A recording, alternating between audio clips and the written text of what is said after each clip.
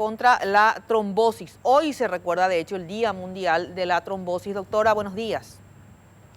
Buenos días. Bueno, Bueno, muchas gracias por las entrevistas. no, gracias a usted por atendernos, doctora.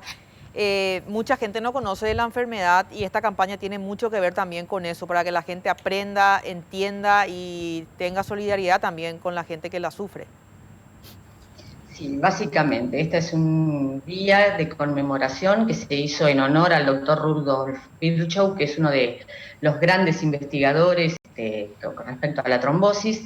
Lo que se pretende es que haya una concientización masiva. La mayor parte de la gente sabe lo que es un infarto de miocardio o lo que es un accidente cerebrovascular, pero hay muy pocas personas que saben los riesgos que tiene la trombosis venosa profunda, que es la trombosis en una pierna. Llamamos trombosis a el mecanismo por el cual un coágulo interrumpe el flujo sanguíneo. ¿Está? Cuando un coágulo tapa un vaso, eso es una trombosis. ¿Está? Puede ser tanto en las venas como en las arterias. Las trombosis conocidas son las de las arterias, las que ocurren en las coronarias, un infarto, las que ocurren en el cerebro, una ACV. En cambio, las trombosis venosas profundas que ocurren en las venas de las piernas, generalmente, y la embolia pulmonar, que también es un coágulo que obstruye un vaso en un pulmón, no son tan conocidas y realmente pueden ser graves, pueden comprometer la calidad de vida del paciente y muchas veces ponen en riesgo a su vida. ¿Está? Entonces lo que intentamos es que la gente conozca más de esta patología y que tenga un sistema de alerta por el cual consulte precozmente para evitar las consecuencias graves de la enfermedad. Los signos y los síntomas, doctora, de la trombosis, ¿cómo uno puede estar en alerta de que efectivamente debe consultar, ya preocupado en este caso si es que se le da alguna de esas situaciones? Básicamente, en las piernas, la principal característica es que la pierna se hincha, se pone roja, se duele, es sumamente dolorosa. En algunos casos hay algunos pacientes que hasta tienen impotencia funcional. ¿Qué quiere decir eso? Que no pueden caminar adecuadamente bien, sea por el dolor, sea por el edema. Muchas veces también se enrojece. Respecto a cuando hay embolia de pulmón, es decir, que un coágulo de estos que hay en la pierna se desprende y puede obstruir un vaso en el pulmón, normalmente los pacientes de lo que se quejan es de falta de aire, de sensación de ahogo. En algunos casos también puede haber dolor, que es bastante característico, porque es un dolor de puntada en el costado, ¿está? Y muchos pacientes a su vez acompañan con palpitaciones, en algunos casos puede bajarles la presión. Generalmente esos son los casos más graves, los más severos, ¿está? Pero básicamente sensación de falta de aire, dolor, son cosas por las que uno debiera consultar rápidamente para evitar que la enfermedad siga avanzando y se transforme en un cuadro mucho más severo y con mucho más riesgo. Doctora, y antes de llegar a la enfermedad y de tener estos síntomas, ¿hay forma de prevenirlos justamente?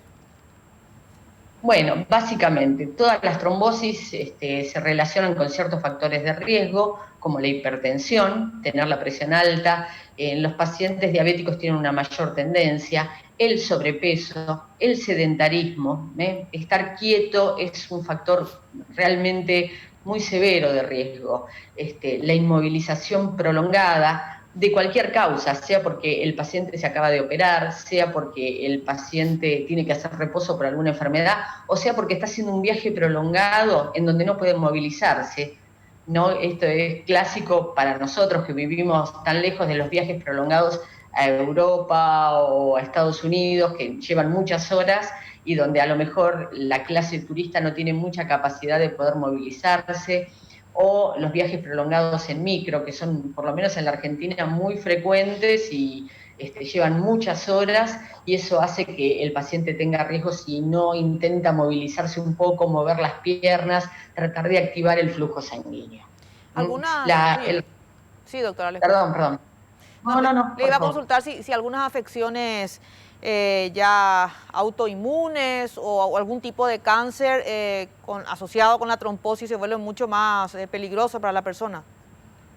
Sí, definitivamente. Cuando una trombosis complica otra patología, esa patología se vuelve mucho más severa y de mucho más riesgo. Nosotros sabemos que clásicamente algunos tumores se complican con trombosis y eso hace de que asciendan un peldaño en su score de gravedad.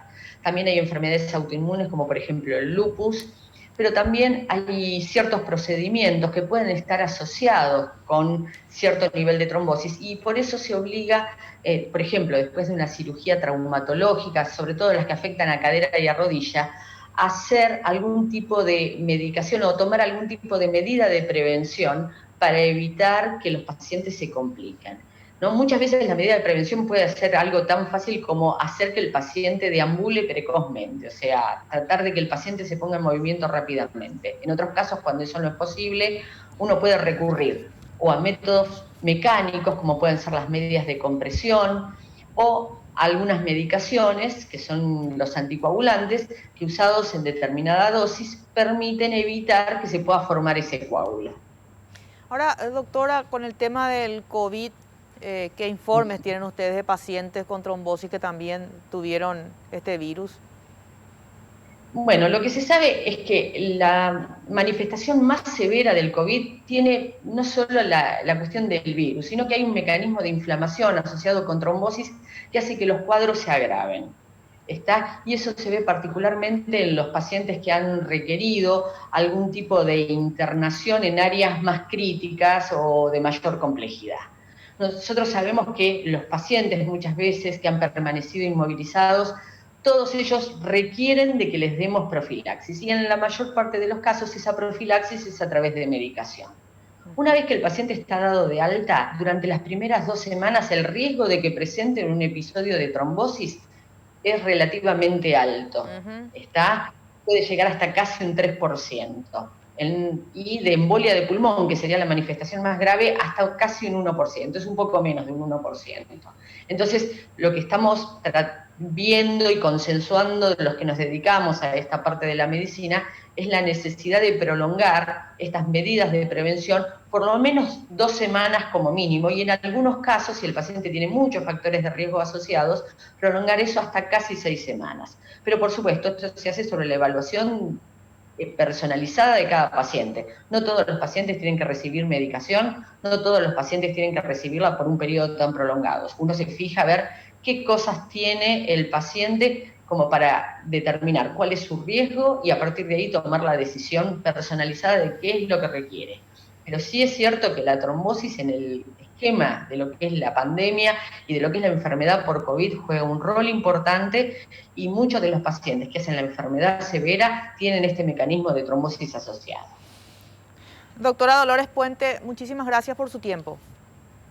Le agradezco y bueno, espero, solamente quiero avisarles que cualquier persona que esté interesada en el tema puede recurrir a nuestras redes sociales, tanto en Instagram como en Facebook. Hoy va a haber seminarios para población general que se den por internet, a través de Zoom, así que están todos invitados a consultar, a preguntar y a recibir información. ¿Cómo están en Facebook o Instagram, doctora? En Instagram como Día Mundial Trombosis y en Facebook como Día Mundial Trombosis Grupo CAT, que ese es el Facebook del Día Mundial de la Trombosis en Argentina. Gracias por su tiempo, doctora. Muchísimas gracias a ustedes.